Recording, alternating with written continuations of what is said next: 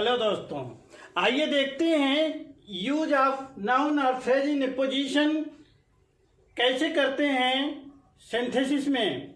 जब वाक्यों को जोड़ते हैं और एक नया वाक्य बनाते हैं तो यह क्रिया सिंथेसिस कहलाती है। और जब नया वाक्य बनाते हैं तो वह या तो सिंपल सेंटेंस बनाएंगे या कंपाउंड या कॉम्प्लेक्स सेंटेंस बनाएंगे। सिंपल सेंटेंस यदि हमको बनाना हो तो हम जानते हैं सिंपल सेंटेंस में केवल एक ही फिनिट वर्ब होती है। अगर एक से अधिक वर्ब है तो वह सिंपल सेंटेंस नहीं होगा, तब वो या तो कंपाउंड होगा या कॉम्प्लेक्स होगा। तो सिंपल सेंटेंस जब दो वाक्य दिए गए हैं, बिना वर्ब के वाक्य नहीं होते। तो दो वाक्य या तीन वाक्य दिए गए हैं तो हर वाक्य में एक वर्ब होगा। इस तरह से जब उनको जोड़ेंगे तो हमें एक ही वर्ब रखना है, तो वाक्य के बाकी वर्ब को हटाना है। यही सिंथेसिस है। तो सिंपल सेंटेंस बनाते समय हमने कई विधियां देखी। आज इस एपिसोड में हम फ्रेज इन पोजीशन या नाउन का प्रयोग देखेंगे। ये फ्रेज इन पोजीशन क्या होता है? किसी व्यक्ति की, किसी नाउन की विशेषता बताते समय हम एक से अधिक विशेषता बताते हैं, कभी कभी विस्तार से बता देते हैं। ये विस्तार से बता देना ये फ्रेज इन पोजीशन कहलाता है। जैसे हम कहें कि जॉन मिल्टन एक महान कवि थे। जॉन मिल्टन अंधे थे। अब दो वाक्य हैं, अलग अलग हैं, दोनों में उनकी विशेषता बताई जा रही है। तो इनको हम एक साथ कैसे लिखेंगे? तो जॉन मिल्टन सब्जेक्ट हो गया और इनकी दो विशेषताएं हैं, फेमस पोएट थे और ब्लाइंड थे। तो हम कहेंगे जॉन मिल्टन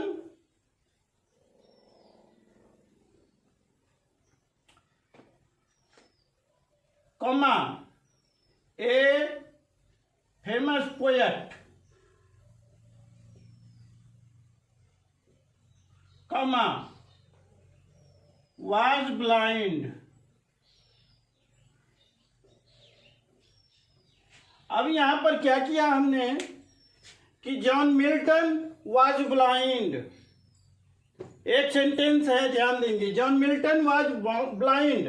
अब यहां पर जो पहले वाक्य में जो ये गुण बताया गया था, एक फेमस पोएट, इसको हमने दो कामा के बीच में डाल दिया, वाक्य के बीच में। यही फ्रेज इन पोजीशन है।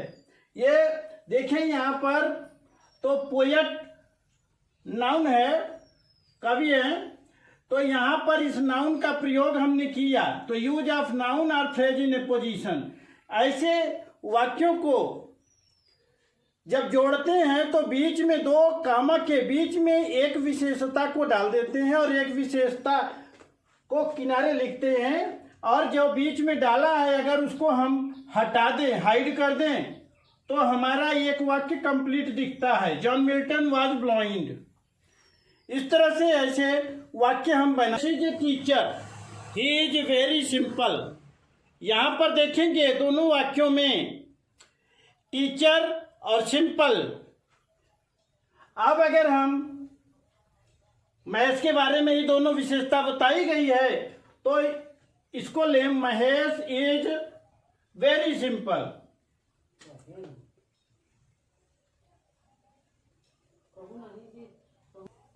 और इधर इज वेरी सिंपल। ये महेश इज वेरी सिंपल हो गया। यहां दो कामा के बीच में हम नाउन डाल दें, यूज ऑफ नाउन या फ्रेज इन अपोजिशन, यही अपोजिशन होगा। A teacher,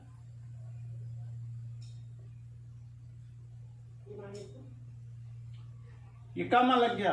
Mahesh a teacher is very simple. तो किसी के बारे में जब हम विशेषता बता रहे हैं तो उसकी दो विशेषताएं हैं। एक नाउन उसमें जो है उस नाउन को दो कामा के बीच में डाल दें और बाकी की विशेषता आगे लिख दें। इस तरह से एक ही वर्ब के साथ इज केवल क्रिया है इसमें और दो विशेषताएं बता रहे हैं और वाक्य जुड़ जाता है। जैसे Kabir was a famous poet, he was a weaver. कैसे करेंगे आप? Kabir was a weaver, a famous poet. इनकी दो विशेषताएं हैं, वो बुनकर थे और प्रसिद्ध कवि थे। तो बुनकर नाउन है, वीवर नाउन है, तो हम यहाँ वीवर को ले आते हैं, बीच में डाल देते हैं। आप कंफ्यूज होते हैं, अगर इसको बीच में डाल दें पोएट को तो भी बन जाता है, कंफ्यूज होने की जरूरत नहीं है। नाउन को लाने की कोशिश करें, अन्यथा किसी एडजेक्टिव को लाते हैं तो भी आपका यूज हो जाता है और वाक्य बन जाता है। यानी कि विशेषताएं तो दोनों ही बता रहे हैं, एक को आप विशिष्ट विशेषता कहते हैं जिसे कि आप बता रहे हैं, लेकिन उसको बताने के लिए कुछ और विशेषता की चर्चा हम कर देते हैं।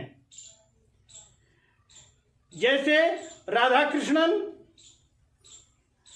भारत के उपराष्ट्रपति थे, वह एक फिलासफर थे, तो हिंदी में ही बोलेंगे राधा कृष्णन जो कि भारत के उपराष्ट्रपति थे, एक फिलासफर थे।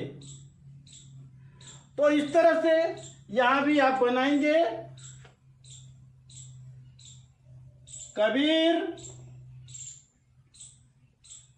और कमा करेंगे ए वीवर, कमा वाज ए फेमस पोएट। इस तरह से बना। इसको आप ऐसे भी कह सकते थे, कबीर कमा अ फेमस पोएट